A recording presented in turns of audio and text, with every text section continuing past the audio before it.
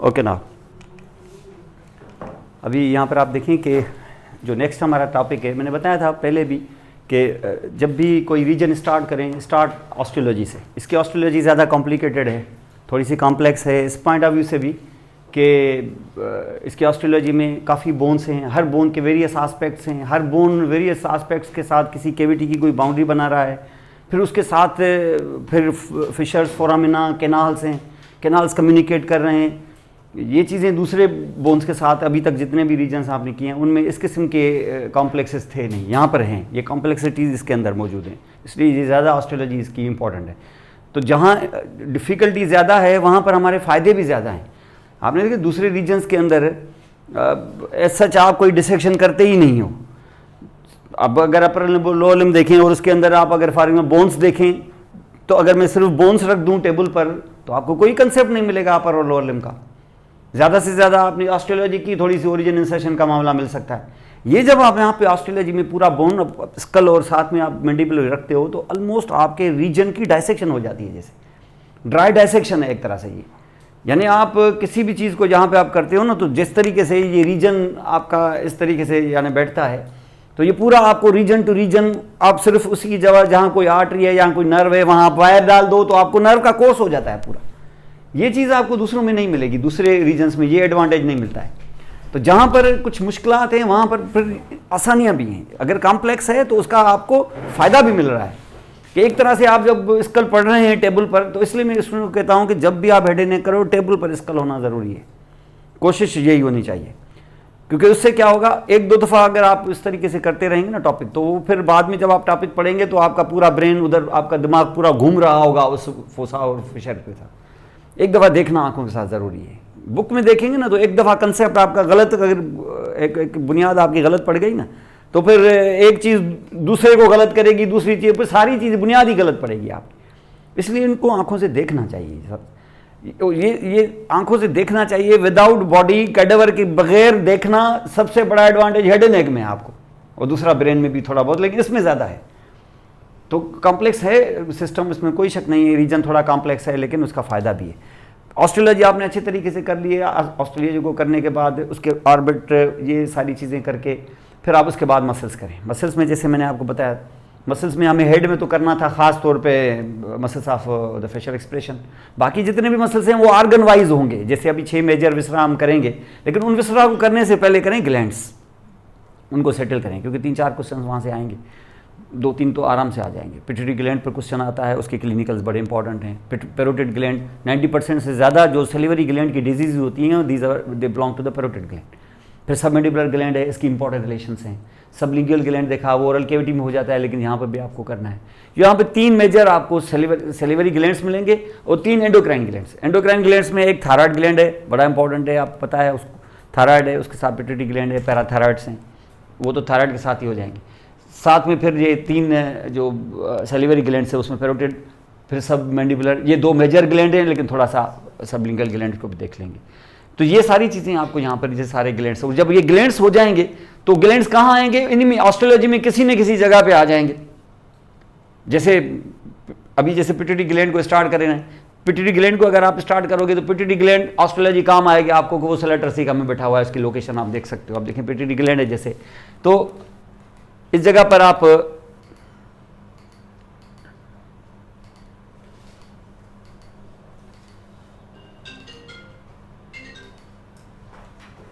ठीक है, तो यहाँ ये वो जगह है जहाँ पिट्यूटरी ग्लैंड को हम यहाँ पाते हैं। This is called the pituitary fossa, और pituitary fossa is a part of sella turcica का।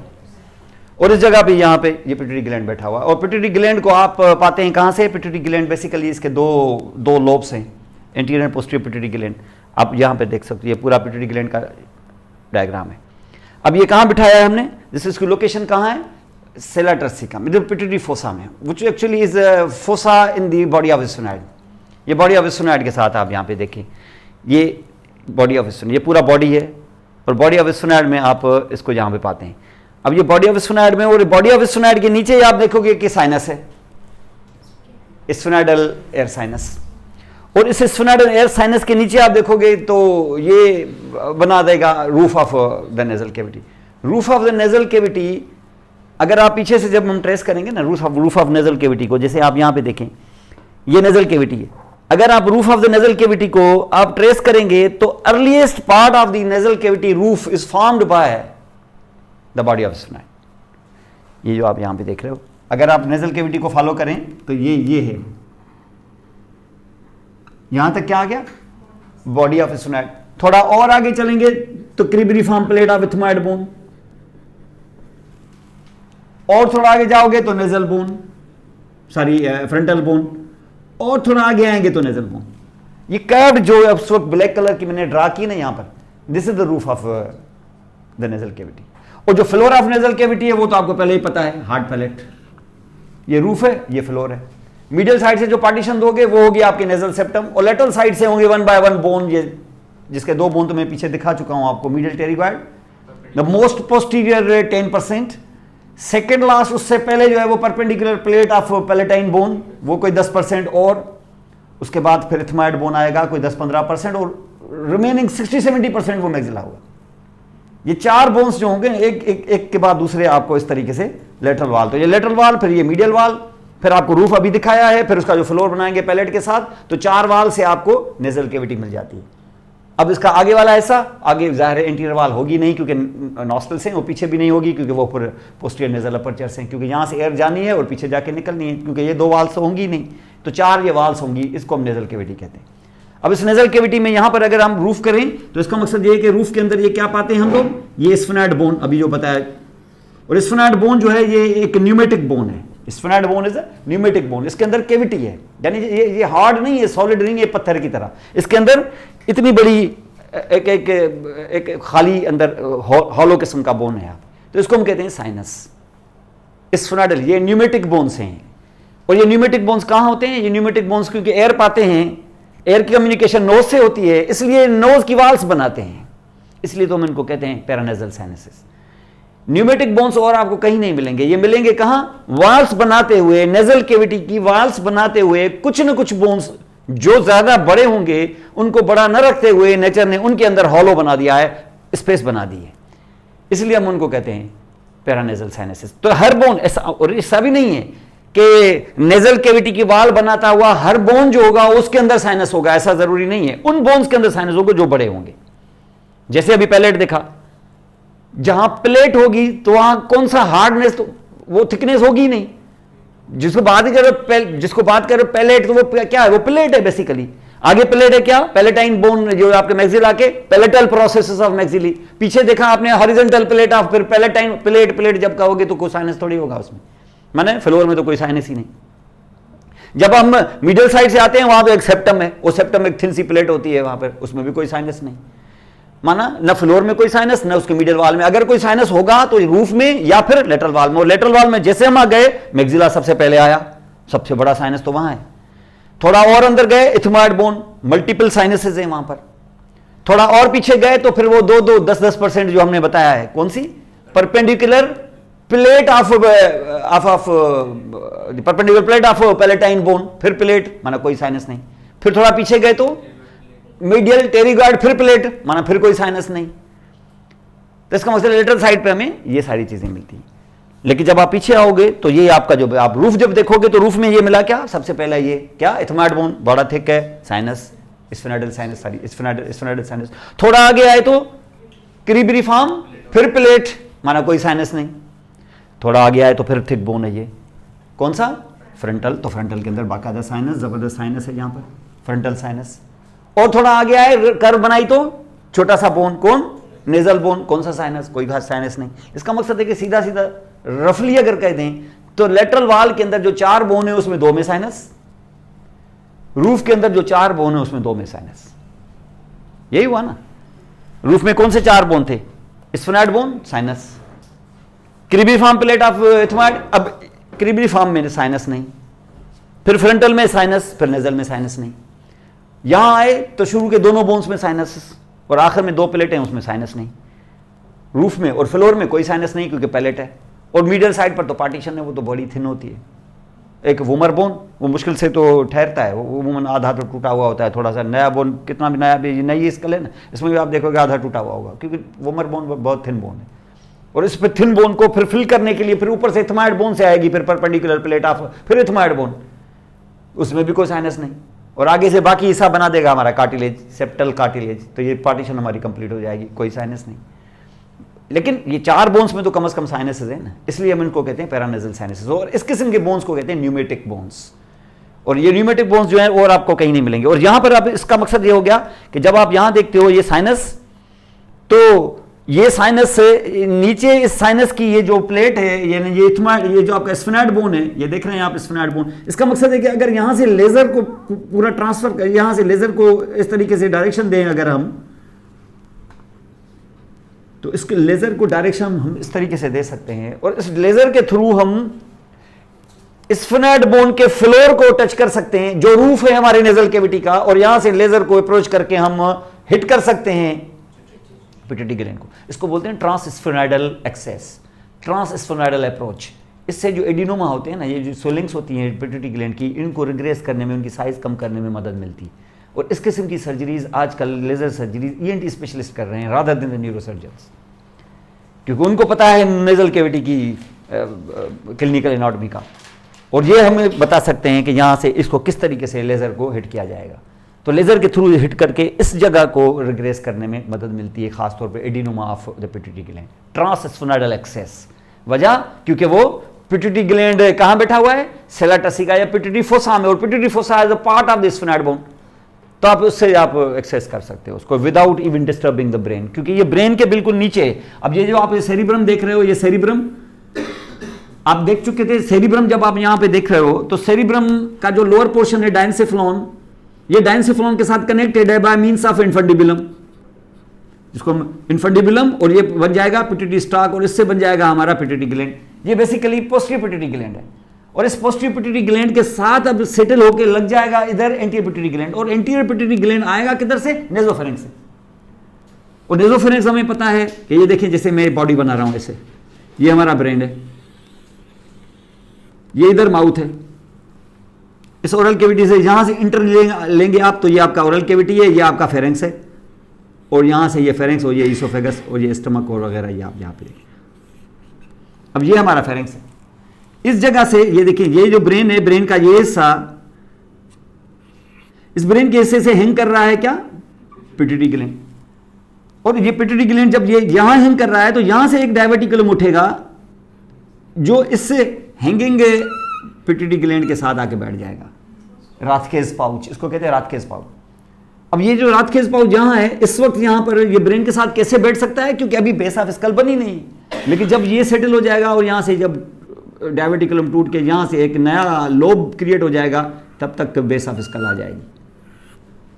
अब बेस ऑफ स्कल आ गई, ये नेजोफेरिंक्स आपका वैसे का वैसा हो गया। इसका मकसद ये हो गया कि नेजोफेरिंक्स का साथ अब इसका कोई वास्ता नहीं है, बेस ऑफ स्कल इसको जुदा कर रही है। तो इसका मकसद है कि ये छोटी सी चीज कहां से डेवलप हुई है, नेजोफेरिंक्स से, और नेजोफेरिंक्स से आके डिस्कस जहां किसके साथ सेटल हो गई, वो वहां से जो हैंग कर रहा है न्यूरोलॉजिकली जो एक्सटेंशन है हमारे डायंसेफ्लॉन की, जो हाइपोथैलेमस के साथ थ्रू इन्फंडिबुलम और पिट्यूटरी स्टॉक कनेक्टेड है, उसके साथ आके सेटल हो गई। इसका ब्रेन के साथ है, न्यूरोलॉजिकल कनेक्शन नहीं है, वेस्कुलर कनेक्शन है। इसको हम कहते हैं यहाँ पर एंटीरियर पिट्यूटरी ग्लैंड, इसको कहते हैं पोस्टीरियर पिट्यूटरी ग्लैंड। इन दोनों को आप जहाँ पे बिठाओगे और देखोगे कि ये पूरा पिट्यूटरी ग्लैंड डेवलप हो जाएगा। उसको दिखाते हैं, इसके वेरियस पार्ट्स हो जाएंगे, एंटीरियर पिट्यूटरी और पोस्टीरियर पिट्यूटरी। जो एंटीरियर पिट्यूटरी है, जो मेजर पार्ट है, वो न्यूरोलॉजिकल नहीं है, वो ग्लैंडुलर है, इसलिए उसको कहते हैं एडिनो हाइपोफिसिस, क्योंकि पूरे पिट्यूटरी ग्लैंड का नाम है हाइपोफिसिस सेरिब्री, सेरिब्रम का हाइपोफिसिस, उसका डाउनवर्ड एक्सटेंशन। हालांकि उसमें downward extension basically posterior pituitary है, इसलिए उसका नाम है न्यूरो हाइपोफिसिस, जबकि इसका नाम है एडिनो हाइपोफिसिस। मिला के इसको कहते हैं हाइपोफिसिस सेरिब्री, सेरिब्रल हाइपोफिसिस।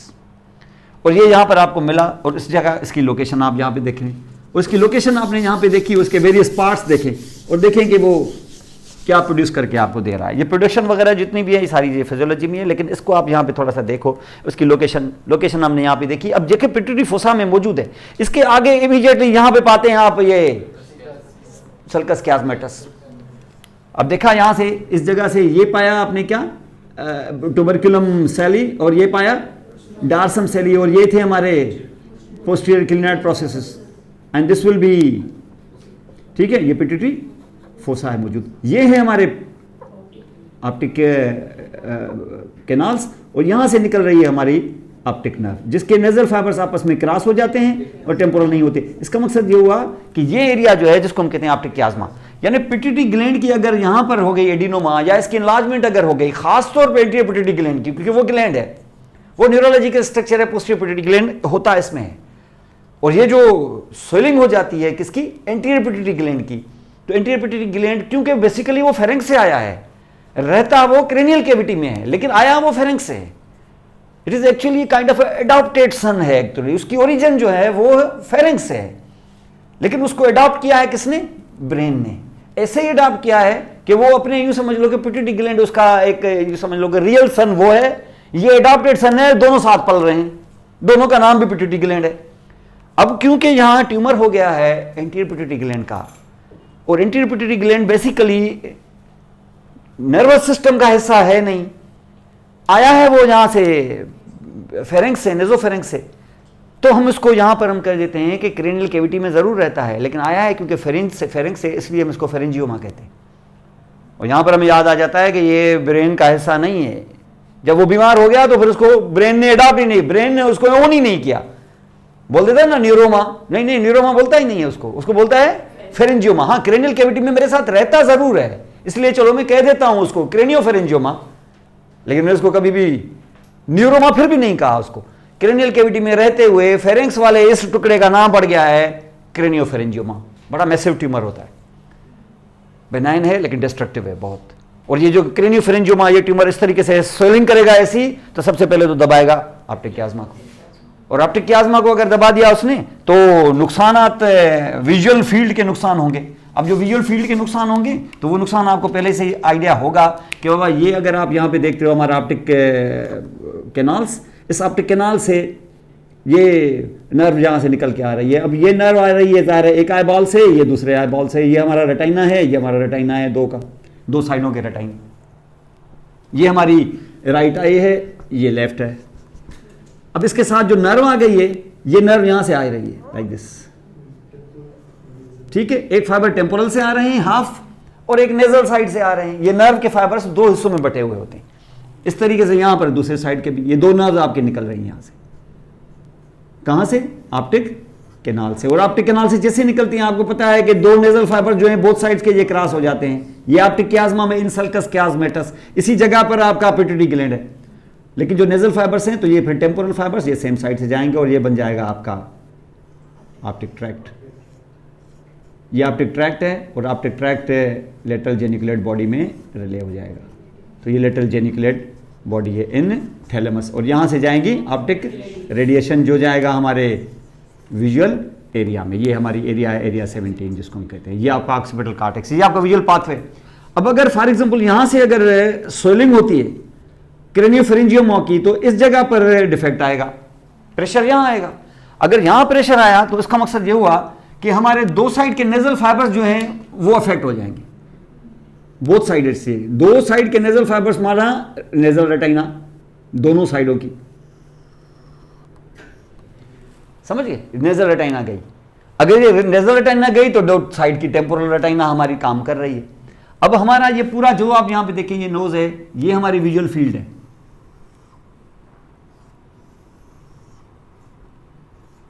ये visual field right side I इसको सर्व कर रहा है, लेफ्ट आई इसको सर्व कर रही है। लेकिन क्योंकि रेटाइना को हमने दो दो हाफ में डिवाइड किया है, इसलिए इस विजुअल फील्ड को भी दो दो हाफ में डिवाइड कर दें। ये नेजल विजुअल फील्ड, ये टेम्पोरल विजुअल फील्ड, ये नेजल, ये टेम्पोरल। लेकिन जब हम राइट साइड को देखते हैं, राइट हाफ वाला जिसका ये नेजल फील्ड है, ये आपकी टेम्पोरल फील्ड है, ये नेजल फील्ड है, तो ये राइट वाले की ये जो टेम्पोरल फील्ड है, ये क्वार्टर इसका राइट क्वार्टर कहलाएगा। क्वार्टर वाइज अगर आप देखें तो temporal will be right quarter.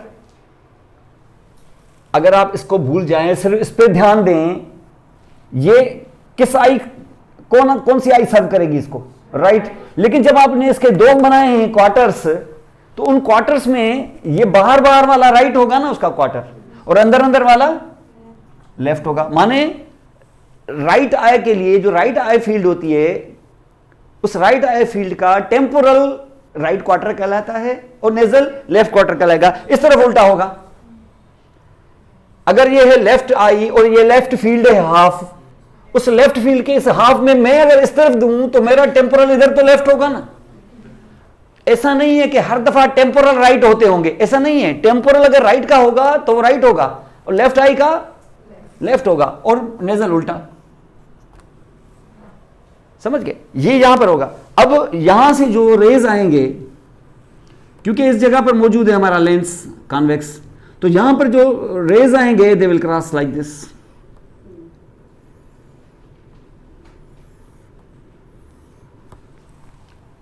समझ गए? ये क्रॉस हो गए। अब अगर क्रॉस हो गए तो इसका मकसद ये हो गया कि मेरी वो जो नेजल रेटिना खराब हो गई थी, वो दरअसल लाइट रे ले रही थी कहां से? समझ गए? तो लाइट रे ले रही थी कहां? इस जगह से। इसका मकसद ये हो गया कि दिस विल बी एक्चुअली, यहां से लाइट ले रही थी। अगर ये यहां से लाइट ले रही है, इसका मकसद है कि मेरा इसकी वजह से, क्योंकि ये यहां से हम इस तरीके से लाइक दिस, आपने यहां से क्रॉस करवाया तो दोनों साइड के नेजल रेटिना गए हैं मेरे, लेकिन मेरी जो फील्ड जाएगी वो कौन सी जाएगी? ठीक है, तो इसका मकसद ये है कि अगर ये यहां से गया तो इसका मकसद है कि ये गया, और जब ये जो आपका यहां से क्रॉस हुआ है किस साइड का? लेफ्ट आई की, अगर आपने ये वाली नेजल रेटिना जाया हुई है तो फील्ड कौन सी गई होगी? टेम्पोरल गई होगी। ये बात समझ में आ गई? बाबा दो नेजल जब जाएंगे तो विजुअल फील्ड मेरी दोनों की टेम्पोरल जाएगी ना। कितनी जाएगी? माना हर आई जो है वो कितना लूज करेगी? 25%। टोटल आई फील्ड कितनी लूज करेगी? 50%। माना आधी विजन आपकी चली गई। और आधी विजन कौन सी चली गई? बाहर वाली। लेकिन बाहर वाली टेम्पोरल के पॉइंट ऑफ व्यू तो सेम। तो चलो आप इसको कम से कम ये तो कह सकते हो कि भाई ये मेरी जो हेमिएनोपिया हुई है ये बाय टेम्पोरल हेमिएनोपिया हुई है। Hemi means half, an means loss, opia means vision. Half loss of vision हुई है बाय टेम्पोरल। दोनों साइडों की टेम्पोरल गई है। क्यों दोनों साइडों की टेम्पोरल गई है? क्योंकि रेटिना गए हैं मेरे नेजल। क्यों नेजल गए हैं? क्योंकि नेजल फाइबर्स एक जगह पे क्रॉस जो हो जाते हैं तो एक जगह दबाव आ गया, दोनों नेजल गए। दोनों टेम्पोरल जाना बड़ा मुश्किल है। बिल्कुल कोई बदकिस्मत हो, यहां से भी ट्यूमर हो, यहां से भी ट्यूमर हो, साइडों से दबाएं, मतलब ये तो बहुत ही मुश्किल है। कहते हैं ना कि एक वो है ना, एक अरबिक मुहावरा है कि जब किस्मत खराब होती है तो ऊंट पे बैठे हुए आदमी को भी कुत्ता काट लेता है। यानी ऊंट पे आदमी इतना ऊपर बैठा हुआ है, यहां पे भी कुत्ता काट ले, इसका मकसद है कि बहुत ही बैड लक है। तो यहां पर ऐसे तो नहीं है कि भाई दो ट्यूमर वो भी साइडों से दबाएं, वो तब जाके दो टेम्पोरल जाएं जिसकी वजह से दो नेजल, इतना तो नहीं होगा। यहां तो हो सकता है दो क्रॉस हो, थोड़ा सा दबाव डालो गया। अंडरस्टैंड? तो ये आपको यहां से, अगर आप इस पर नजर डालें तो भले ये टेम्पोरल सेम है, लेकिन क्वार्टर वाइज से राइट लेफ्ट के अंदर सेम नहीं है। राइट हाफ का राइट क्वार्टर गया है, राइट आई का, और लेफ्ट वाले का लेफ्ट क्वार्टर गया है। इसलिए हम इसको कहते हैं हेटेरोनिमस हेमिएनोपिया। बाइटेम्पोरल भले कहें आप इसको, लेकिन दिस विल बी कॉल्ड हेटेरोनिमस हेमिएनोपिया। ये होता है क्रेनियोफेरेंजियोमा के। क्रेनियोफेरेंजियोमा में आपको बहुत सारी चीजें नीचे देंगे कि बाबा ये हेटेरोनिमस हेमिएनोपिया है, लेकिन आप यहां पर देखें कि होमोनिमस हेमिएनोपिया है, इप्सिलेटरल है, कंट्रालेटरल है, फलां है, ये है, वो है। टोटली बिल्कुल क्लियर। दो जगहों से हटाओगे तो आपको इस तरीके से यहाँ पर विजुअल फील्ड मिलेगी। तो 3-4 जगहों में होती हैं। यहाँ पर हम ज़्यादा नहीं आ रहे हैं क्योंकि यहाँ पर असल प्रॉब्लम यहाँ है, लेकिन यहाँ हो जाए तो पूरा जाएगा। इसको तो सिर्फ कहेंगे आप इप्सिलेटरल हेमिएनोपिया, पूरा आधा जाएगा।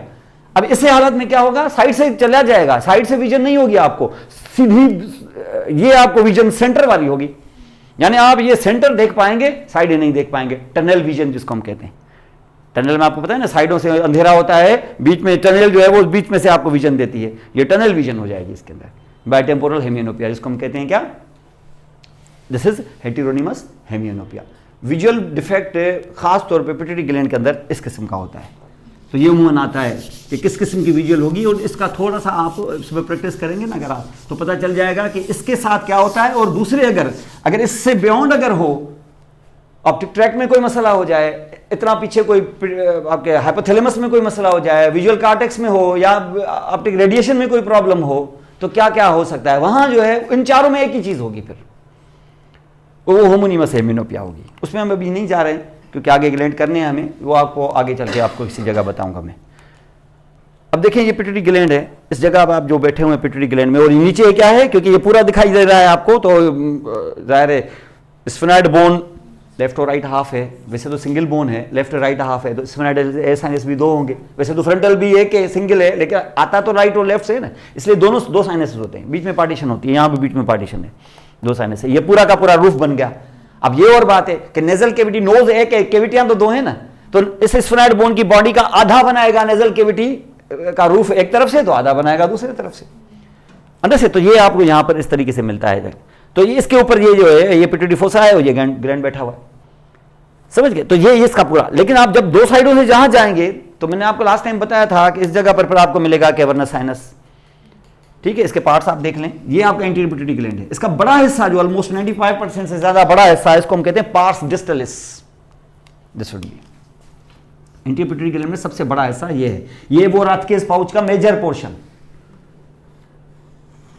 This is called pars distalis, major part of anterior pituitary gland. और इसी के अंदर वेरियस आपको सेल्स मिलेंगे मुख्तलिफ किस्म के, लेप्टोट्रॉप्स, गोनाडोट्रॉप्स, थायरोट्रॉप्स, उसी तरीके से यहाँ पर कार्टिकोट्रॉप्स और वेरियस टाइप्स ऑफ ग्लैंड, सोमेटोट्रॉप्स, ये आपको देंगे, growth hormone, prolactin, FSH, LH वगैरह, ये ग्लैंड्स यहाँ पर आपको। लेकिन इसका एक छोटा सा टुकड़ा ये होगा, ये देखिए आप ऊपर से, ये बेसिकली आपका जो पोस्टीरियर पिट्यूटरी ग्लैंड है ये सस्पेंडेड है थ्रू इंफंडिबुलम पिट्यूटरी स्टॉक।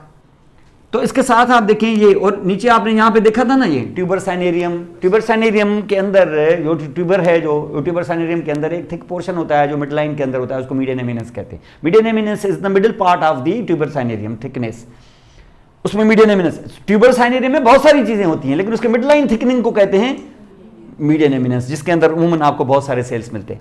अब ये यहाँ पर देखिए मीडियन एमिनेंस है, तो आप ये ट्यूबर जो देख रहे हो ना, इसके साथ इसका एक एंटीरियर पिट्यूटरी ग्लैंड का एक छोटा सा हिस्सा ऊपर ऐसे भी चला जाता है, एंटीरियर पिट्यूटरी ग्लैंड का ये छोटा सा हिस्सा जो ट्यूबर के साथ इस तरीके से आगे बैठता है, इसको हम यहाँ पे ट्यूबरल पार्ट भी कहते हैं, या इसको कहते हैं pars tuberalis. This is called tuberal lobe of, ये भी एंटीरियर पिट्यूटरी ग्लैंड का हिस्सा है, लेकिन सबसे बड़ा हिस्सा जिसमें सारा कुछ होता है ना एक्टिविटी, ये पार्स डिस्टलिस है। उसके बाद आपको यहां से इसे आपको छोटी सी एक क्लेफ्ट मिलेगी, और फिर एक थिन सा पोर्शन जो रूडिमेंट्री है यहां पर, इसको हम कहते हैं पार्स इंटरमीडिया, ये रेमिनेंट है पार्स इंटरमीडिया के, जो ह्यूमन बीइंग के अंदर ये पार्स इंटरमीडिया ऐसा इतना डेवलप नहीं होता। उसके बाद आता है ये पोस्टीरियर पिट्यूटरी ग्लैंड, जिसको हम न्यूरोहाइपोफिसिस कहते हैं, और ये पूरा का पूरा बैठा हुआ है कहां, ये पूरा बैठा हुआ है पिट्यूटरी फोसा के अंदर। लेकिन पिट्यूटरी फोसा में बैठ के, क्योंकि बहुत ही मेजर एरिया है यहाँ पर, आगे पाते हैं आप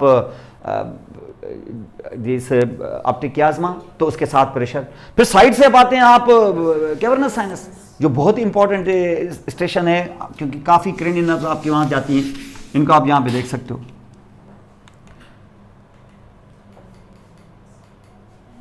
ये देख रहे हैं आप, ये कैवर्नस साइनस है।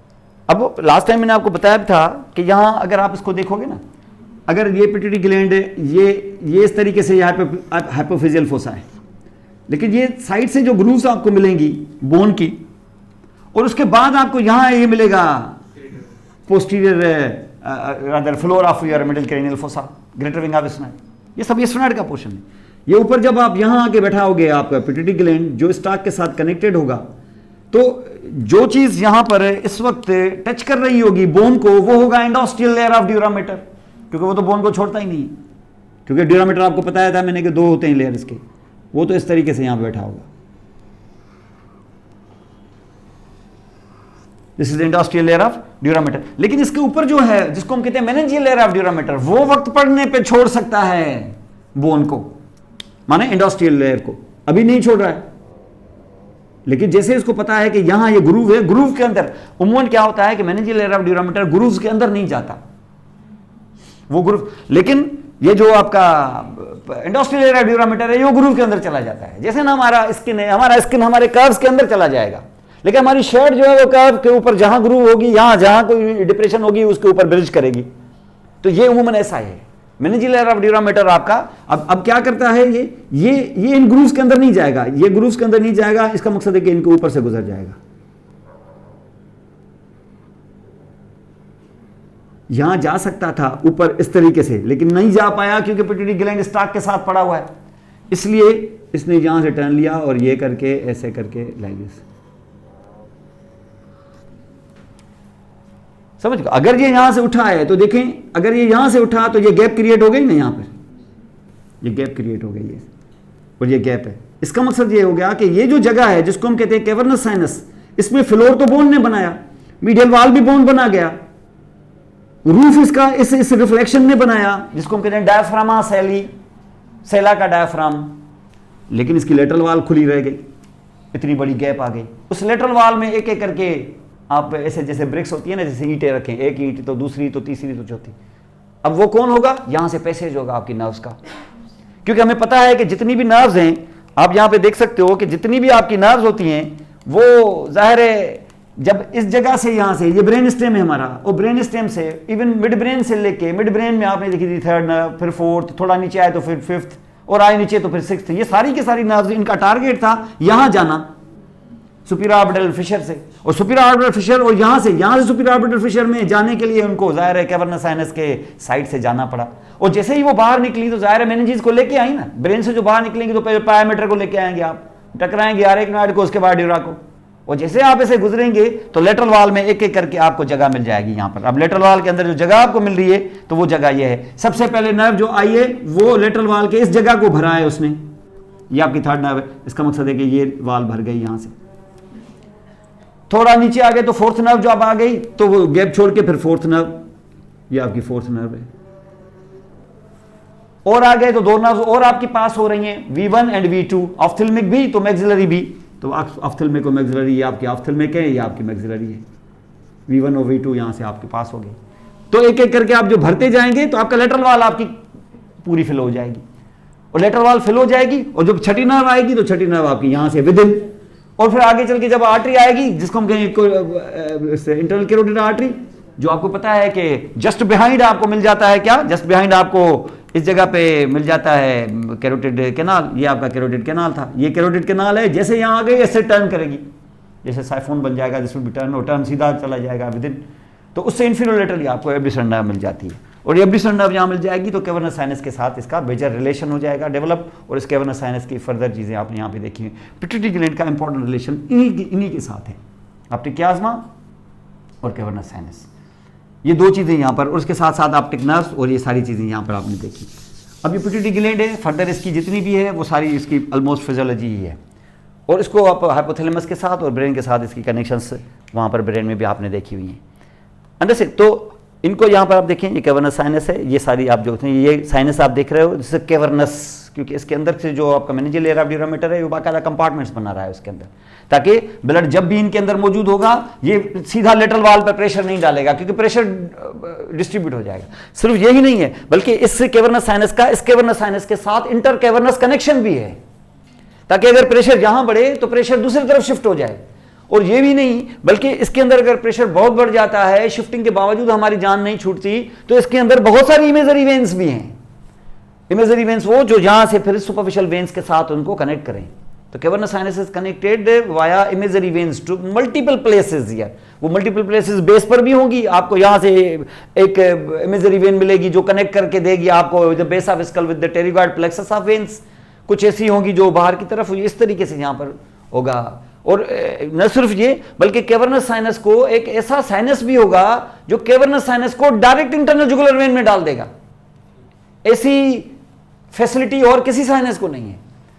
यानी उमूमन साइनसेस एक साइनस दूसरे में, दूसरा तीसरे में, चौथी जनरेशन का साइनस जाके इंटरनल जुगुलर वेन में ओपन होता है।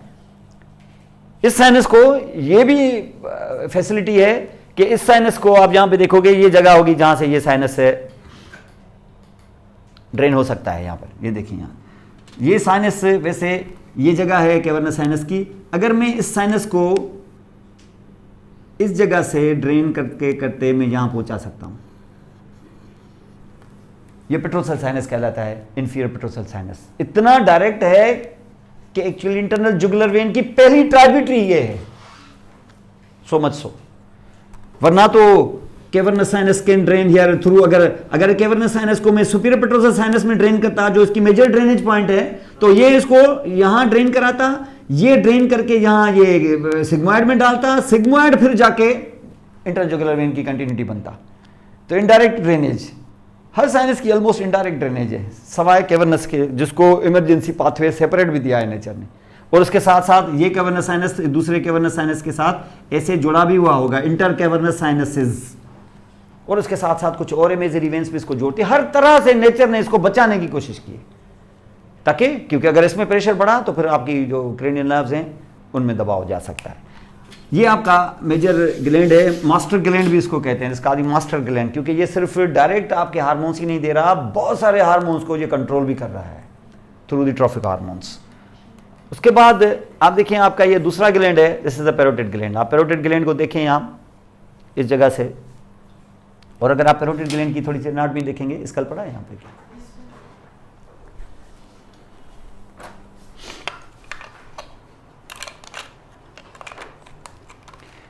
लार्जेस्ट सेलिवरी ग्लैंड है।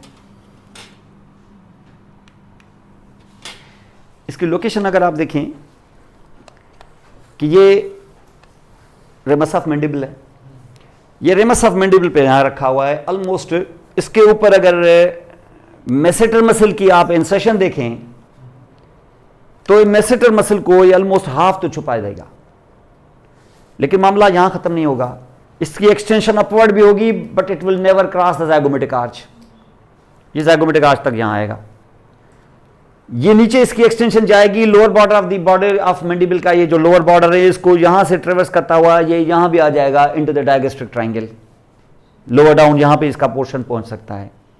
दिस विल बी आगे हाफ से ज्यादा कवर नहीं करेगा मैसेटर को, लेकिन जैसे ये पीछे आएगा तो ये पीछे ये है क्या, posterior border of the body of ramus of mandible.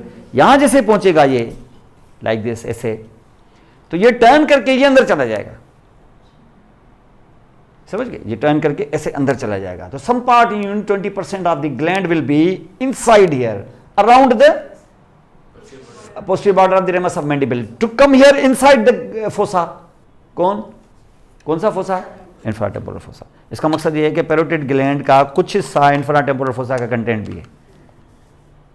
और जब मैं पैरोटिड ग्लैंड को यहां से हटा दूं, ऐसे करके मैं हटाऊं, तो ये मुझे इस जगह पर एक निशान मिलेगा, इंप्रेशन किसने डाली होगी, posterior border of ramus of mandible. और इस निशान पर आप तय करेंगे कि जितना पार्ट आया है इनसाइड द इंफ्राटेम्पोरल फोसा वो डीप पार्ट कहलाता है, बाकी जितना है वो सुपरफिशियल पार्ट। तो सुपरफिशियल और डीप को जुदा करने वाला या डिमार्केट करने वाला कौन है, वो ग्रूव। और ठीक वही ग्रूव होती है जहां से आपकी फेशियल नर्व इंटर हो जाती है into the parotid gland substance, ऐसे जैसे मक्खन में उंगली डाल दिया। तो इसका मकसद यह है कि सही मानों में देखा जाए कि parotid gland is divided into the deeper and superficial parts by the entrance of facial nerve into the substance of parotid gland, माना यहां से ऐसे, तो इस जगह से ये अंदर एंटर हो जाएगा लाइक दिस। तो आप इसको आप दो हिस्सों में इस तरीके से आप बांट देते हैं। तो ये ग्लैंड तो यहां पड़ा हुआ है, मैंने बताया अपवर्ड एक्सटेंशन देखिए, इसका कुछ हिस्सा इवन यहां से टूट के इवन एक्सेसरी भी हो सकता है, एक्सेसरी पैरोटिड ग्लैंड, लेकिन वो ज़ाइगोमेटिक आर्च को क्रॉस नहीं करेगा, कितना भी ऊपर चला गया तो भी यहां ही रहेगा। और ये जो ग्लैंड है, तो मैंने बताया ये लार्जेस्ट सेलिवरी ग्लैंड है, और इसको यहां पर आप देख सकते हो यहां, ठीक है, ये एक छोटा सा हिस्सा जो इसके टूट गया, लेकिन ये भी कितना भी ऊपर जाए ज़ाइगोमेटिक आर्च से ऊपर नहीं, ये भी कितना ऊपर चला जाएगा ज़ाइगोमेटिक आर्च से ऊपर नहीं। और ये पूरा का पूरा आप देखें, ये लोअर पोर्शन यहां से इवन नीचे भी आ सकता है, डायगेस्ट्रिक ट्रायंगल, तो नेक पर भी इवन आ सकता है ये पूरा, और पीछे की तरफ जाएगा। अब अगर ये पीछे की तरफ गया तो ये पूरा जो ग्लैंड आप देख रहे हो, ये टोटल ग्लैंड यहाँ से, लास्ट टाइम बताया था मैंने कि जो आपकी डीप सर्विकल फेशा होती है, जिसको इन्वेस्टिंग फेशा कहते हैं, when it comes here under the face, तो फेस पे तो नहीं होती, इस जगह आती है और इसको इनक्लोज कर देती है विद इन फेशा, जिसका नाम होता है पैरोटिड फेशा। तो इन्वेस्ट करती है इसको और उसको फाल्स कैप्सूल दे देती है। फाल्स कैप्सूल, उसको अपना कैप्सूल है थिकनिंग जो उसकी, लेकिन उसका फाल्स कैप्सूल है। जैसे अभी यहां पर आप देखें, ये जो ग्रीन कलर का जो बनाया ना हमने, ये है क्या, ये फाल्स कैप्सूल है, लेकिन उसकी अपनी जो ट्रू कैप्सूल है, that is it's thickening of its mesenchymal tissue. तो इसका मकसद है कि यहां से अगर मैंने कट लगाया स्किन को, अगर मैंने यहां से स्किन को कट लगाया तो मैं आ गया सुपरफिशियल फेशा में, और फौरी तौर पे हम पाएंगे क्या, इन्वेस्टिंग फेशा, जिसको हम यहाँ पे पैरोटिड फेशा कहते हैं। इन्वेस्टिंग फेशा का मकसद है कि it has been invested within the 2 layers of the investing fascia, but the superficial layer is very tough and this is called the parotid fascia. Actually हमारे पास इनसाइड से डीपर लेयर भी है, लेकिन डीपर लेयर डेलिकेट होता है, और delicate deeper layer जाएगा किधर, वो डीपर जो डेलिकेट लेयर है that will go under the base of skull. यानी यहां पर अगर आप इसको ऐसे रखो और पैरोटिड ग्लैंड को यहां से इनक्लोज कर दो, तो वो जो सुपरफिशियल लेयर होगा जिसकी नीचे फ्यूजन थी यहां inferior part of the body of mandible पे, ऊपर जाके होगी ज़ाइगोमेटिक आर्च पे, तो ये पूरी की पूरी शीट जो होगी वो टफ होगी, अनजील्डिंग। ये पैरोटिड फेशा है। लेकिन हमारे पास डीपर भी तो है ना, वो जो डीपर लेयर है हमारे पास इसका deeper, that will go on the base of skull, वो डेलिकेट है और ये अनजील्डिंग है, और अनजील्डिंग की वजह से स्ट्रेच होती है। यहाँ पर when there is a parotitis या इन्फेक्शन हो जाए या इवन वायरल इन्फेक्शन मम्प्स हो जाए तो ये स्ट्रेच करता है इसको, और स्ट्रेच जब करेगा तो पेन होगा बहुत, और जो पेन होगा तो mostly pain will actually be travelling through the auriculotemporal nerve and some through the great auricular nerve, क्योंकि आपको पता है कि ये वाला फेस का एरिया ग्रेट ऑरिकुलर नर्व से सप्लाई होता है। तो दिस इज पैरोटिड ग्लैंड का ये तो था। अब यहां पर आप देखो कि अगर मैं यहां से कट लगाऊं, और ये स्ट्रक्चर इंपॉर्टेंट इसलिए भी है क्योंकि ऑलमोस्ट 95% से ज़्यादा डिजीजेज जो पैरोटिड ग्लैंड की होती हैं, वो जो सेलिवरी ग्लैंड्स की होती हैं, वो पैरोटिड ग्लैंड से रिलेटेड है। और इसके अंदर तकरीबन हर न्यूरोवेस्कुलर बंडल मेजर यहाँ पर पड़ा हुआ है, आर्टरी भी इधर है, तो वेन भी इधर है, तो नर्व्स भी इधर हैं, लिम्फेटिक्स भी इधर हैं, सारे मेजर स्ट्रक्चर्स इसके अंदर पड़े हुए हैं, और ज़ाहिर है वो अफेक्ट हो जाते हैं। खास तौर पे यहाँ नर्व, अब नर्व ट्रेवल किया है, नर्व ने इसको थ्रू, नर्व के अंदर इवन अगर नर्व कंप्रेस हो जाती है तो फिर फेशियल पैल्सी, लेकिन फेशियल पैल्सी आम बेनाइन डिजीजेस के अंदर उमूमन नहीं होती है, यानी मम्प्स पेरोटाइटिस में भी एज सच फेशियल पैल्सी नहीं होगी, इतनी कुछ ज़्यादा को फेशियल पैरालिसिस नहीं होगी। ज़्यादातर फेशियल पैल्सी होती है जब पैरोटिड ग्लैंड के अंदर कोई मैलिग्नेंट इंक्रोचमेंट हो जाए, तो then the facial paralysis can take place. तो ये जो कैप्सूल है बताया इसको कि 2 किस्म के कैप्सूल्स हैं, एक ट्रू और अनदर इज फॉल्स कैप्सूल। दूसरा, अगर मैं इसको यहाँ पर दिखाऊं आपको कि ये अगर पैरोटिड ग्लैंड को आप यहाँ पे ले आओ, ये हमारा स्किन है, ये सुपरफिशियल फेशा है जिसमें फैट है, ये इसके ऊपर जो कैप्सूल चढ़ा है वो तो ट्रू कैप्सूल है, लेकिन अब जो चाड़ रहे हैं इस पे वो है हमारा फॉल्स कैप्सूल, समझ गए। और ये है इन्वेस्टिंग फेशा से लिया हुआ। अगर इसके मैं कुछ स्ट्रक्चर्स दिखाऊं तो सबसे जो मेजर स्ट्रक्चर अभी जो यहां पर एक स्ट्रक्चर वो है लिम्फेटिक्स, लिम्फ नोड्स, उसको हम कहते हैं प्री ऑरिकुलर लिम्फ नोड्स भी कहते हैं उसको, और दूसरा इसका नाम पैरोटिड लिम्फ नोड्स भी है। ये कहां पाते हैं, ये या तो आप जस्ट अंडर द स्किन यहां पाते हैं, या तो कुछ यहां पर within superficial fascia deep to skin, कुछ lymph nodes deep to the fascia यहां भी हो सकते हैं, कहां, डीप टू डी फेशा मान से डीप टू पैरोटिड फेशा, और कुछ विद इन सब्सटेंस भी होते हैं। इसका मकसद है कि अगर खुदा न खास्ता कोई मैलिग्नेंसी हो जाती है तो फिर पैरोटिड ग्लैंड को रिमूव करना पड़ता है, क्योंकि ग्लैंड इसके लिम्फ नोड्स इसके अंदर मौजूद हैं। तो मैलिग्नेंसी अगर कैंसर खुदा न खास्ता हो जाए तो फिर ये लिम्फ नोड तो रिमूव करने पड़ेंगे, आपको ग्लैंड के अंदर के लिम्फ नोड भी रिमूव करने पड़ेंगे। वो कैसे रिमूव कर सकते हो, आपको पूरी की पूरी लिम्फ पूरा का पूरा ग्लैंड ही रिमूव करना पड़ेगा, नंबर 1। दूसरा, ये वो जगह है जहां से बहुत मेजर आर्टरी इसके सब्सटेंस के अंदर जाके डिवाइड हो जाती है, वो एक्सटर्नल कैरोटिड आर्टरी। आपने यहां पे देखी थी कैरोटिड शीथ, आप देख चुके हो, कैरोटिड शीथ में रन कर रही होती है हमारी कॉमन कैरोटिड आर्टरी, और जब upper border of the thyroid cartilage के करीब इस जगह पर जहां हमने फील भी किया था इसको, anterior border of the sternocleidomastoid and the thyroid cartilage, इसके बीच में ये जो जगह है, यहाँ से हमने अंदर से थोड़ा सा प्रेशर दिया और हमें वहाँ पर पल्स फील हुई। इस जगह पर ये वही जगह होती है जहाँ पर अब कॉमन कैरोटिड आर्टरी खत्म होकर 2 हिस्सों में तकसीम होने वाली है, एक का नाम है इंटरनल कैरोटिड, एक का नाम एक्सटर्नल। इंटरनल कैरोटिड कंटिन्यू रही through and through with in the same carotid sheath, उसने वही पैटर्न लिया जो पैटर्न कॉमन कैरोटिड ने लिया था। Common carotid within the carotid sheath lying along with the internal jugular vein, और ये लेगेसी अब जारी रखेगी आपकी internal carotid artery. Internal carotid artery continues as a continuation of common carotid within the carotid sheath, and on its lateral side will be lying now your internal jugular vein, वो जारी रहेगा मामला। कहां, base of skull को जैसे touch करेगी, क्योंकि when आपकी थोड़ी लेटरल है, वो थोड़ी सी पोस्टीरियर जाके जुगुलर फोरामेन में अंदर चली जाएगी, और ये थोड़ी सी एंटीरियर होगी तो कैरोटिड कैनाल में। वो आपको पता है पेट्रस पार्ट ऑफ टेम्पोरल बोन के अपेक्स के करीब होता है आगे कैरोटिड कैनाल, और थोड़ा पीछे की तरफ होता है जुगुलर फोरामेन, वहां जाके करेगी। तो इसका फिर शीथ का क्या होगा, शीथ स्ट्राइक करेगी कहां, around the margins of carotid canal and jugular foramen, और फिर शीथ का क्या होगा, will become continuous with the base of skull. इसका मकसद ये हो गया कि उसमें से जितने स्ट्रक्चर वो क्या करेंगे, वो सीधे अंदर चले जाएंगे, सीधे अंदर जाएंगे या वहां से निकलेंगे, आने जाने का रास्ता इसी में जाएगा। माना कोई भी चीज इंटरनल कैरोटिड कैनाल से निकली या गई या जुगुलर फोरामेन में निकली या गई, वो आएगी कहां, कैरोटिड शीथ में। इसका मकसद है कि 9, 10, 11 नर्व्स भी कैरोटिड शीथ में आनी चाहिए, और आती भी। उसमें तो एक नर्व तो मुकम्मल कंटिन्यू रहती है आखिर तक, वो वेगस नर्व है, बाकी 2 नर्व्स वो छोड़ देंगी उसको फौरन। अंडरस्टैंड? तो ये जनरली आपको यहां पे मिला। तो लिम्फेटिक्स आपने देखी, और उसके बाद जिसकी आर्टरी की हम बात कर रहे हैं, दूसरी आर्टरी जिसका नाम एक्सटर्नल कैरोटिड आर्टरी, वो एकदम से उसको कैरोटिड शीथ को छोड़ देती है।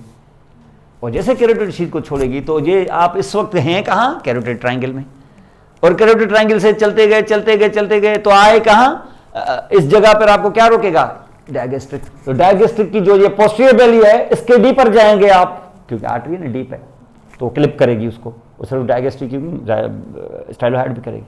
वो क्लिप करते करते ये है क्या, बॉडी ऑफ मैंडिबल, थोड़ा पीछे एंगल के पीछे और पीछे, यहां जैसे आएंगे आप बिहाइंड दी एंगल, तो आप रेमस के पीछे ही रहेंगे ना। और जैसे रेमस के पीछे रहेंगे तो you will come here into the deeper part, क्योंकि आपको पता है रेमस के बिहाइंड कौन सा पार्ट होता है, deeper part of parotid gland. और डीपर पार्ट में आप अंदर एंटर हो जाएंगे। जैसे आप अंदर एंटर हो जाएंगे, रेमस के पीछे होते होते होते क्या आप ऑलमोस्ट नेक के पीछे नहीं चले जाएंगे, नेक ऑफ द मैंडिबल। ये इसे ग्लैंड है। अब आप यहां से होते होते होते यहां पहुंच गए, और जैसे यहां पहुंच गए you are within the deep part of parotid gland. और deep part of parotid gland में इस वक्त यहां पर इस जगह पे पहुंचे, इससे ज्यादा नहीं जाए आप, इस जगह पे पहुंच के स्प्लिट हो जाए within the substance of parotid gland behind the neck of mandible, you have to split up into the 2 branch. ये इसका ऑफिशियल टर्मिनेशन है एक्सटर्नल कैरोटिड आर्टरी का। और जब ऑफिशियल टर्मिनेशन ये है, तो अब उसका क्या करूं मैं, एक जो आर्टरी है उसको wind around the neck of the mandible to enter now here into the infratemporal fossa, क्योंकि इंफ्राटेम्पोरल फोसा में आने जाने के 3 रास्ते थे ना, एक था मैंडिबुलर नाच, एक था behind the neck of the mandible, जहां से हमने चीज निकाली थी, जो निकाल सकते हैं तो जा भी सकते हैं, और निकाला था हमने ऑरिकुलोटेम्पोरल नर्व, और जाएगा मैक्सिलरी आर्टरी। तो maxillary artery is one of the larger terminal branches of the external carotid, और यहां से ये एंटर हो गए, वो एंटर हो गए, आगे से उसका कोर्स देख लेंगे। लेकिन जो दूसरी आर्टरी है वो उसके अपर पोल, क्योंकि यहां तो खत्म हो गया आपका पैरोटिड ग्लैंड, और उसके अपर पोल से जैसे निकलेगी, जैसे जो निकलेगी यहां से, तो इन फ्रंट ऑफ ट्रेगस जाएगी, over the zygomatic arch, running on to your temporal region, reaching up to the vertex यहां से, और ट्रेगस के आगे अपनी 2 फिंगर रख के इसकी पल्स फील भी कर सकते हो, कर लें। ये ट्रेगस है, और ट्रेगस के आगे ज़ाइगोमेटिक आर्च पे थोड़ा सा प्रेशर देंगे 2 फिंगर्स के साथ, तो आपको वहाँ पल्स फील होगी। ये पल्स इतनी सुपरफिशियल आर्टरी है, टेम्पल पे जाने वाली, इसलिए इसका नाम है superficial temporal artery. 2 terminal branches external carotid की ये हैं, और इसके लिए पैरोटिड ग्लैंड बड़ा इंपॉर्टेंट हुआ आपके लिए। इसका मकसद है कि पैरोटिड ग्लैंड को थोड़ा सा ऊपर से काटोगे तो फिर आपको 2 आर्टरियां नजर आएंगी, क्योंकि एक्सटर्नल कैरोटिड डिवाइड हो चुकी होगी। थोड़ा नीचे से काटोगे तो एक नजर आएगी, क्योंकि अभी एक्सटर्नल कैरोटिड डिवाइड हुई नहीं है। तो दूसरी जो चीज विदिन है, जो एम्बेडेड है within the parotid gland, it is termination of the external. तो एक्सटर्नल कैरोटिड खुद भी, और ये इस वक्त यहां से टर्मिनेटेड 2 में तकसीम होती हुई नजर आ रही है आपको, ये 2 में हो चुकी है अभी तक। और ये जो ब्लैक कलर के छोटे छोटे ये देख रहे हैं, ये क्या है, lymph node within the substance, कुछ विदिन है, कुछ बाहर की तरफ भी आपको यहां मिलेंगे। अगर ये आर्टरी यहां से, अगर ये आर्टरी यहां से रख के आपने 2 में स्प्लिट की है, जिसका नाम एक का डाला आपने सुपरफिशियल टेम्पोरल और दूसरे का मैक्सिलरी, विदिन पैरोटिड ग्लैंड, और ये आई है कहां से, ये जाहिर है एक्सटर्नल कैरोटिड से आई है, कॉमन कैरोटिड से आई है। अब जाहिर है जब ये आर्टरी है तो इन्हीं नामों से फिर वेनें भी आएंगी, जाहिर है। ये एक और स्ट्रक्चर जो विदिन होगा। अब जो विदिन होगा तो यहां से ये कौन आएगा, कौन सी वेन, मैक्सिलरी वेन, और यहां से कौन आएगा,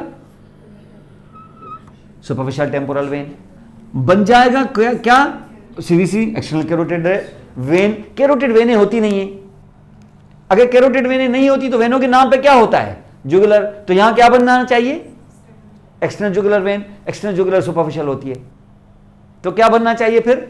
इंटरनल जुगुलर। वो यहां से आती नहीं है, वो बेसा विस्कल से आती है, वो तो सीधे सीधे सिग्मोइड साइनस की कंटिन्यूएशन है। यहां वो वेन होती है जिसके नाम से कोई आर्टरी नहीं होती, और ये वेन इस वक्त कहां बनेगी? जहां वो एक्सटर्नल कैरोटिड आर्टरी स्प्लिट हुई थी, ये वहां से उल्टा बनेगी। और वो कहां हुई थी split? Behind the mandible. Behind mandible हुई थी ना, रेट्रो टू द मैंडिबल थी कि नहीं? इस वेन का नाम इसी वजह से डाला गया है रेट्रोमैंडिबुलर वेन। रेट्रोमैंडिबुलर नाम की कोई आर्टरी नहीं होती, और ये रेट्रोमैंडिबुलर वेन है। ये वन ऑफ दोज वेन से जिसके नाम से कोई और आर्टरी नहीं है, इवन इक्विवेलेंट भी नहीं देखा जाए तो। अब ये यहां पर हुई, तो अब इसका देखिए फायदा, इसका फर्क क्या होगा? ये आर्टरी, ये जो वेन अभी बनी है, अब चल के ये वेन बाहर लेके आएंगे। इस वेन को फिर जैसे एक्सटर्नल कैरोटिड ने इंटरनल कैरोटिड को, एक्सटर्नल कैरोटिड ने कॉमन कैरोटिड को ज्वाइन, ये आगे चल के क्या करने वाली है? एक्सटर्नल कैरोटिड ये एक्सटर्नल थी, लेकिन ये कॉमन थी, ये एक्सटर्नल है, ये इंटरनल है, ये ऐसे ही होगा ना। अगर आपने चलो रेट्रोमैंडिबुलर नाम चेंज किया है, तो इसको बिलाखिर खोलेंगे किधर आप जाके? जुगुलर में। खोलना तो है ना जुगुलर में। कौन सी जुगुलर में? जो कॉमन कैरोटिड के साथ लेटी हुई होगी। और कौन होगा उधर?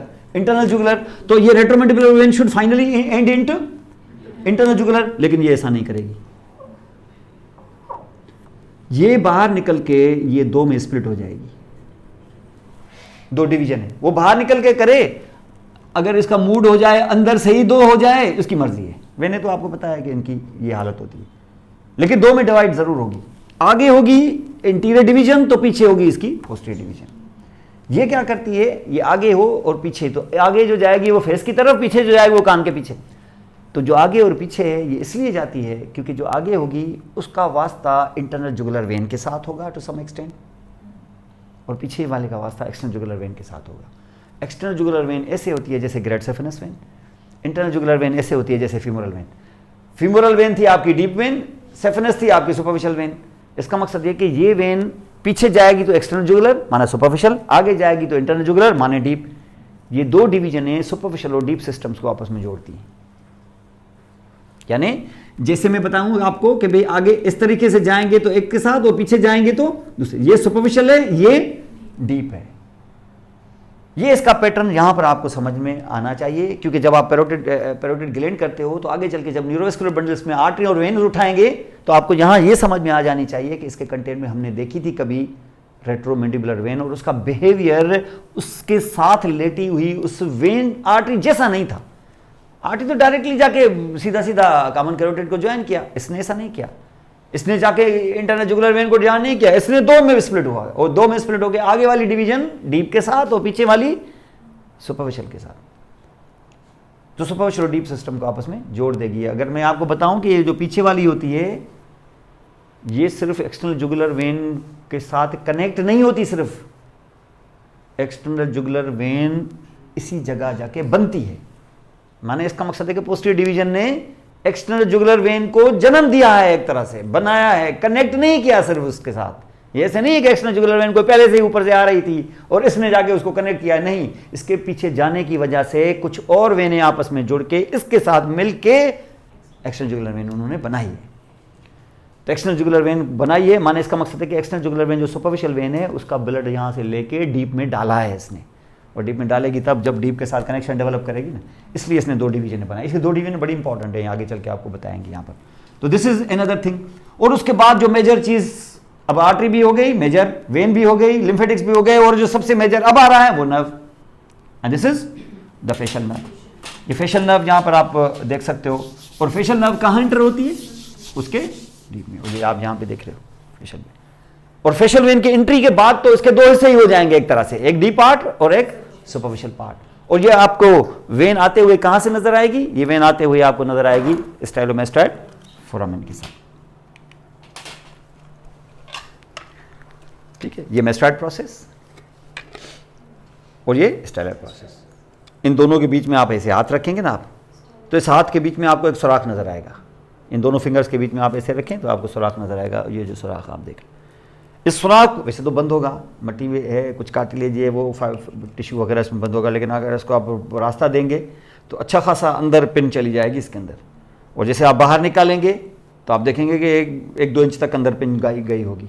आप दोबारा उस पिन को अंदर डालें, इस वक्त जो पिन अंदर पड़ी हुई है वो एक कैनाल में पड़ी हुई है, और वो जो पिन है वो दरअसल फेशियल नर्व है, और वो जो केनाल है जिसमें ये पड़ी हुई है उसका नाम फेशियल केनाल है।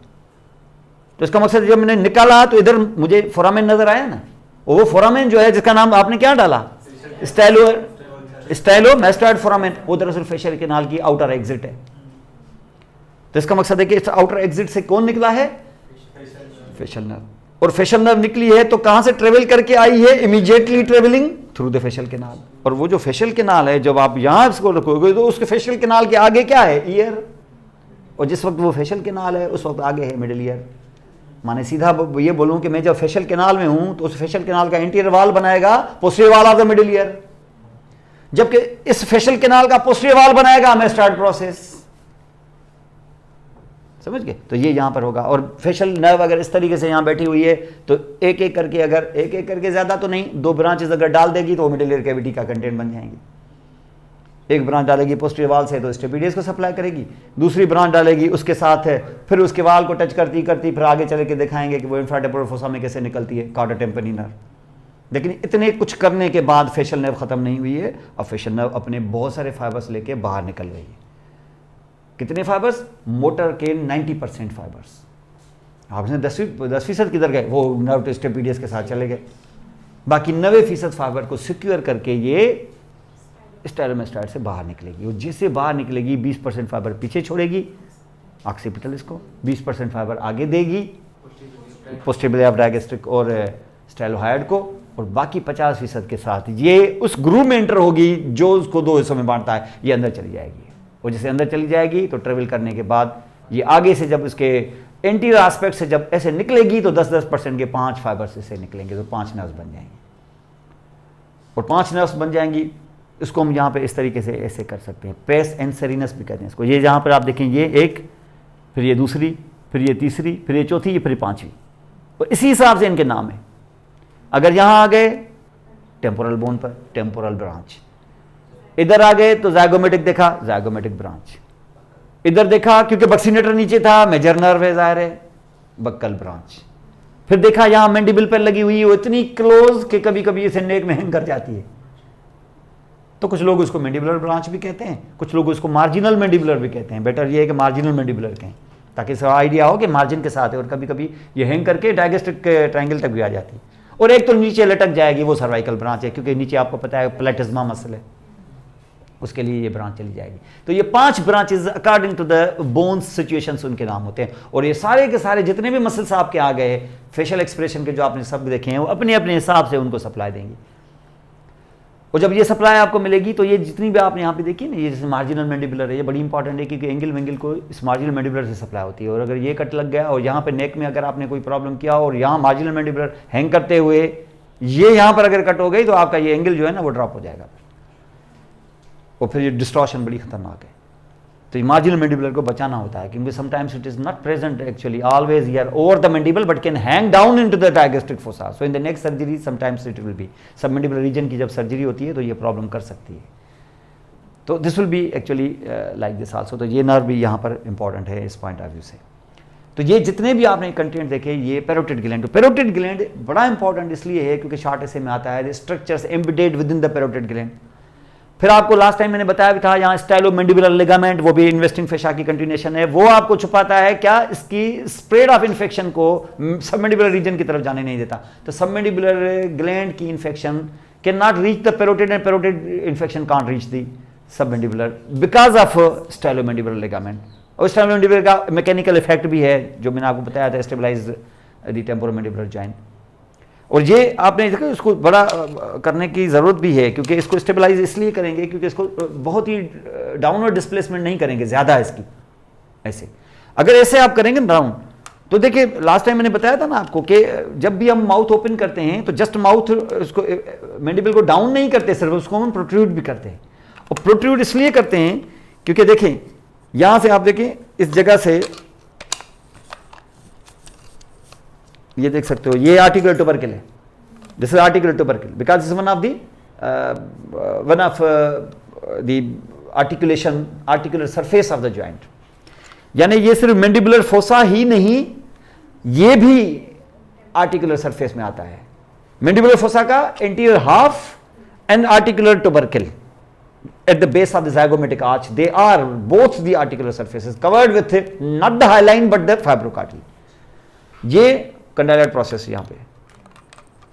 तो अगर आप सीधा ऐसे करेंगे ना, ऐसे, तो आप देखें अगर सीधा आप विदाउट प्रोटेक्शन अगर ऐसे करेंगे तो एकदम से आपकी टिम्पैनिक प्लेट को टकराएगा आपका बैक।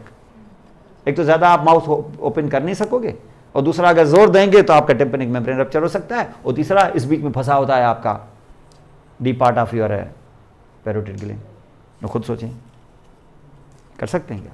नहीं कर सकते, इसलिए इसकी जान छुड़ानी जरूरी है। तो कैसे जान छुड़ाएंगे इसको? माउथ ओपन तो आप बाद में करेंगे, डिप्रेशन ऑफ मैंडिबल तो बाद में करेंगे, जो इंडिस्पेंसिबल होगा वो सबसे पहले इसको खींचेंगे। जब आप इसको खींचेंगे आप देखें, ये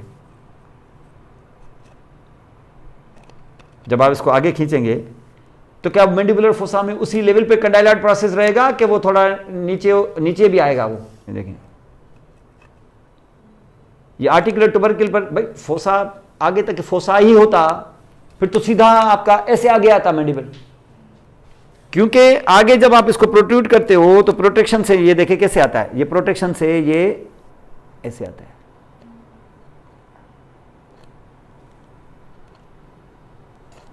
अगर ये आर्टिकुलर ट्यूबरकल पे आएगा तो ये आपका मैंडिबल उसी लेवल पे रहेगा कि थोड़ा नीचे गिरेगा?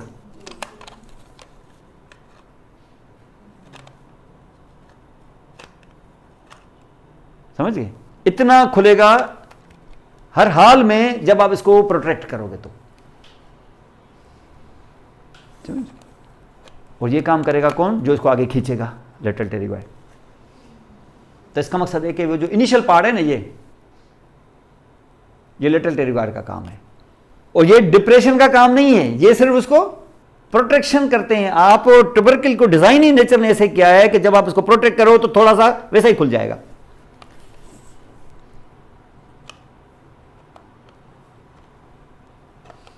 ये आपसे इतने से मेरा क्या होगा? मैं जो ना बड़ा नवाला खाता हूं तो मुझे तो मुंह को थोड़ा और खोलना पड़ता है, और खोलने का काम अब कोई और ओपनर करेगा।